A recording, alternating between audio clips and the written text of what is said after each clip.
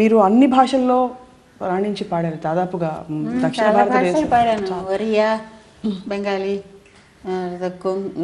కొంకణి, తుళు, సౌరాష్ట్ర, అబ్బా, సిన్హలీస్ అని. ఒరియాలో చాలా ఉన్నాయి మంచి పాటలు, చాలా హిట్ సాంగ్స్ ఉన్నాయి. ఇప్పుడు ఇంకా ఫలానా భాష నేను పాడలేరు, పాడాలి.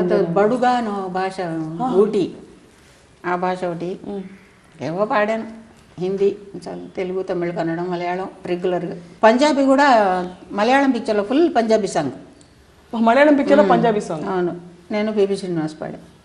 తర్వాత జర్మన్ లాంగ్వేజ్లో పాడాను, ఇంగ్లీషు, తెలుగులోనే ఇంగ్లీష్ పాట పాడాను, స్వయం కృషి. తర్వాత ఇంగ్లీష్ పాట తప్ప మీకు వేరే ప్రపంచం తెలుసా అసలు? నేను ఏం చేస్తాను, పాడితే పాడితే లేదా ఇంట్లో కూర్చుంటా అంతే. వంట అది ఎప్పుడు చేశారా? వంట రాదు. నాకు అదృష్టం ఏంటంటే మా అత్తగారి ఇంట్లోనేమో మా అత్తగారే చూసుకునేవాడు నన్ను. చాలా బిడ్డ కంటే ఎక్కువగా ఆవిడ చూసుకున్నారు. ఎప్పుడు బయట రికార్డింగ్లే, వద్దున పోదు ఎప్పుడు అసలు ఇంటికే వచ్చేదాన్ని కదా. తర్వాత నాకు అదృష్టం ఏంటంటే నా కోడలు బాగా చూసుకుంటుంది. ఇప్పుడు కోడలు, అప్పుడు అత్తగారు. నాకు అసలు రెస్పాన్సిబిలిటీ లేదు ఇంట్లో. జానకి గారి కట్టు బొట్టు కూడా ప్రత్యేకంగా ఉండేది ఎప్పుడు కూడా. మీరు ₹100 అంత పెద్ద బొట్టు పెట్టుకుని చక్కగా కళకళగా అట్ట బొట్టు పెద్దదిగా పెట్టుకునేదాన్ని, అంత ఇష్టంగా ఉండేది. ఇప్పుడు స్పెసిఫిక్గా మీరు మీ కాస్ట్యూమ్ కూడా ఒక పద్ధతిగా మీరు మార్చుకున్నారు. అంతే. తను పోయిన తర్వాత నేను కలర్ శారీస్ అవన్నీ కట్టుకోవట్లేదు, వైటే కట్టుకుంటాను. జరీ కూడా కట్టుకోను, సిల్క్ అవన్నీ కట్టను. ఎందుకో అట్ట అయిపోయింది. అందరూ గొడవ చేశారు, ఎందుకు ఇట్లా ఉండాలి, నువ్వు హాయిగా మంచి బట్టలు అవి కట్టుకునేదిగా ఉండొచ్చు కదా, బొట్టు పెట్టుకోవచ్చు కదా. బొట్టే తనే లేనప్పుడు ఇంకా బొట్టు ఎందుకు, నాకు ఇష్టం లేదు. ఇప్పుడు మొహం అంతా ఇంత పెద్ద బొట్టు పెట్టినా కూడా అప్పుడు పెట్టుకున్న వాల్యూ ఉంటుందా? ఉండదు కదా. తను ఉన్నప్పుడు ఎంత పెద్ద బొట్టు పెట్టినా దానికి వాల్యూ. ఇప్పుడు మొహం అంతా బొట్టే పెట్టినా కూడా ఆ వాల్యూ రాదు. మీకు ఇంకేమైనా ఏమేమి కోరికలు ఉన్నాయమ్మా ఇప్పుడు అన్నీ చూసారు, నాకు నిండైన జీవితం? నేనెవరని నేను తెలుసుకోవాలి. నాకు అంబిషన్ అదొకటే, నేనెవరు. ప్రతి మనిషి తెలుసుకోవాల్సింది అది. మనం ఈ దేహం కాదు, మనలో ఉండే పరమాత్మని మనం తెలుసుకోవాలి. మనకు కావాల్సింది అది.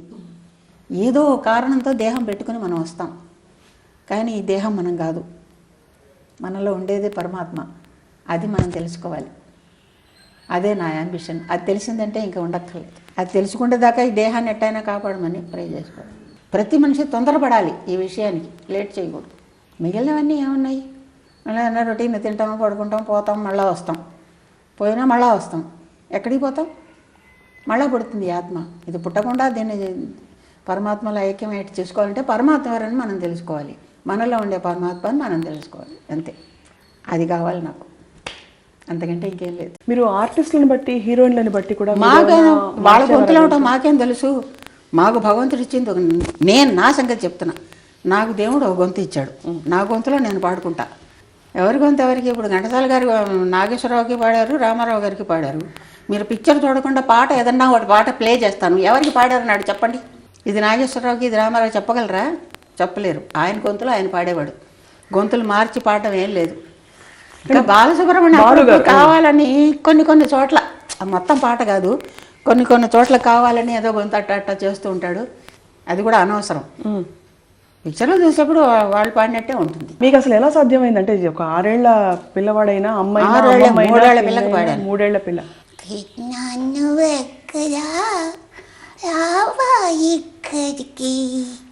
నువ్వెక్కడున్నావో నాకు తెలియదుగా కృష్ణ, నువ్వే నా దగ్గరికి పరిగెత్తుకురావా కృష్ణ, కృష్ణ నువ్వెక్కడా రావా ఇక్కడికి.